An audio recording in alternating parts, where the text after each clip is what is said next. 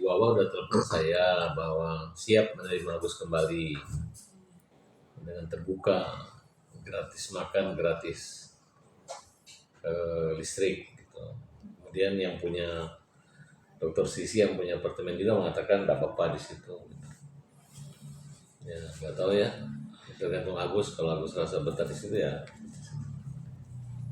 Berarti sudah keluar atau belum sih Bang? Belum, masih di apartemen Moy. Berarti gosip diusir nggak benar ya? Enggak. Justru yang punya itu minta jangan sampai pergi gitu, tetap bersama. Tapi untuk biaya kehidupan sehari-harinya gimana Mas? Kan masih ada dananya uang kehidupan sehari-hari. Atau mungkin Agus sendiri dikasih itu, mungkin istrinya dikasih mungkin pekerjaan atau dagang atau apa gitu. Ya belum.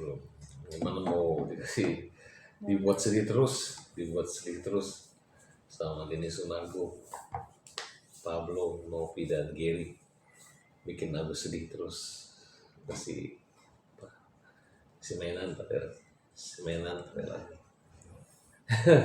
Disuapin nggak jadi digituin makanya Agus sedih.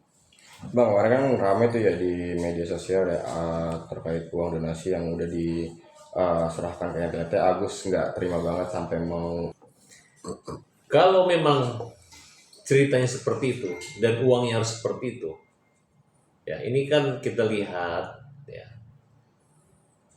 ada orang ngaku-ngaku melakukan donasi, pengumpulan donasi, tapi izin melakukan donasi tidak ada. Sedangkan orang-orang ini kan orang-orang pintar semua. Nah, awalnya mungkin pemilik yang mengaku memiliki donatur ini merasa tidak seribet ini.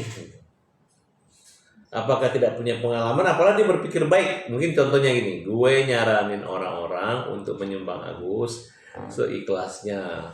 Silahkan transfer ke rekening Agus. Nggak berpikir besar. Dia nggak berpikir sampai dia harus mengurus, kemudian dilaporin, kemudian harus ke sana meninggalkan keluarga, kemudian harus ngangkut barang, harus buka-buka baju, ya. Dan sekarang harus berantem nih sama ketua yayasan, mantan ketua yayasan. Nah, jadi kalau dulu kan dibuat mereka bersatu, kemudian berantem dengan Farhad Abbas. Nah, kalau sekarang Farhad Abbasnya udah sabar, nggak terlalu banyak ngomong, tapi antara mereka berantem. Yang satu menyatakan, uang itu 500 juta balikin. Yang satu nggak mau balikin. Lu belum sah, belum ada di SK AHU-nya, belum ada kepengurusan. Tiba-tiba yang satunya ngancam, instastory. Kemudian besoknya uang masuk di sana. Sekarang mantan ketua yayasan merasa ini nggak benar, nggak boleh. Yayasan kalau nggak ke vendornya nggak bisa. Nggak boleh masuk pribadi beli nggak boleh gitu. Nah, itu kan catat. Sebenarnya rahasia keburukan, rahasia tentang pelanggaran-pelanggaran itu yang ungkap dan bongkar mereka sendiri. Nah, memang kalau dulu kisah perjuangan membela kaum lemah itu yang pertama, kaum lemah ini dilemahkan oleh orang yang kuat, orang yang pintar banget ya. Merekayasa, mengatur, menceritakan, menjelekkan, buzzer semua pintar gitu. Sehingga kita yang betul-betul berjuang, kita yang serius itu kesannya nggak bagus. Bahkan ada satu kawan saya mengatakan, Farhad, kamu diketahuan satu dunia. Nah sekarang ini udah mau final ya. Ceritanya terbalik gitu. Udah mulai kelihatan siapa penjahat sebenarnya. Ya. Dan kalian kan tahu kan siapa pelaku otak daripada semua ini. Mudah. Dia adalah orang yang paling mengambil keputusan dan paling bertanggung jawab dan paling mengambil semua resiko. Coba, saya nggak sebutin namanya. Inisial kali bang, inisial bang. Inisial? Iya. Ya, tunggu dulu lah. Gue masih mau ceritanya itu. Karena apa yang paling bertanggung jawab? Cuman masalahnya,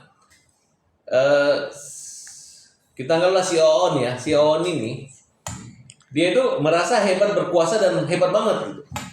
Tapi nggak tahu yang dia anggap anak buah itu dianggap lebih Oon lagi gitu. Nah, tapi ternyata yang ini nih Oon pinter. Ya kan? Begitu dia ngangkat orang dipinter-pinterin ya. Akhirnya terbalik sekarang gitu. Nah, di sini ada orang yang pintar, ada orang yang cerdas, ada orang yang licik. Nah, ada orang yang keji, ada orang yang jahat gitu. Nah, sekarang semuanya udah ada sama mereka nih. Bayangkan orang yang buta, orang yang butuh uang itu bisa jadi penjahat terbalik. Sedangkan orang yang menghabiskan uang, orang yang mempermainkan, orang yang menyimpan uang, orang yang menakut-nakutin, orang yang dilaporkan, orang yang menipu, orang yang membohongi, orang yang menjanjikan, yang saling siat ini jadi orang baik-baik gitu. Kan terbalik yang jadinya gitu. Makanya saya katakan sama teman-teman, kita tidak pernah berhenti membela kaum yang lemah. Masyarakat sudah menyadari bahwa kaum lemah itu yang seperti Agus ini gitu. Nah, sekarang kita ulang dari awal. Pablo Herwanto adalah pengacaranya Nopi. Nah, begitu kita meminta uang, oh nggak bisa, ada donatur. Nah, dia ditempatkan sama Nopi, dia mundur dari pengacara donatur. Jadi mereka bermain nih.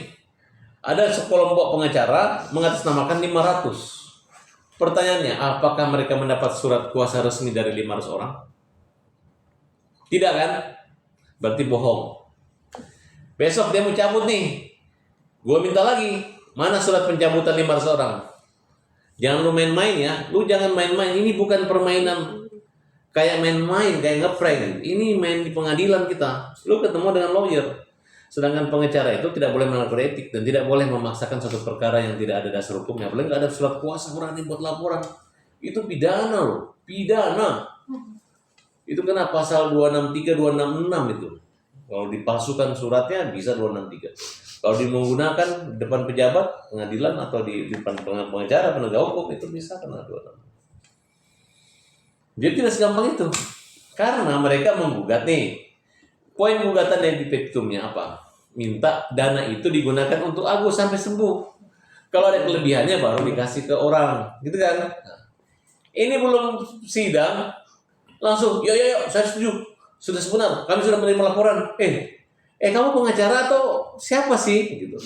Ingat ya, ada oknum pengacara di sini. Dia selalu menafsirkan seenak dia. Dia menjadi pengacara Nopi, pengacara donatur, kemudian TikTok-TikTokan masuk di podcast. Ya setuju. Habis itu si Gary, ketua yayasan sementara, itu hanya membuat satu rekayasa opini seolah-olah dia di sana ini laporan segala. Kita nggak tahu isinya apa. Tahu nggak, dia itu dimarahin di departemen sosial, dimarahin, ditegur, bikin surat pernyataan tidak akan mengulangi dan memohon maaf. Lu kan tahu, lu nggak punya donasi, kenapa lu pergi sebar donasi? Kalau ini dianggap sebagai uang donasi, berarti lu harus buat audit. Mana auditnya? Ya nanti. Kenapa dihabiskan uang ini? Alasannya seenak dia gitu. Nah, tapi Agus diizinkan untuk membuat laporan pidana ataupun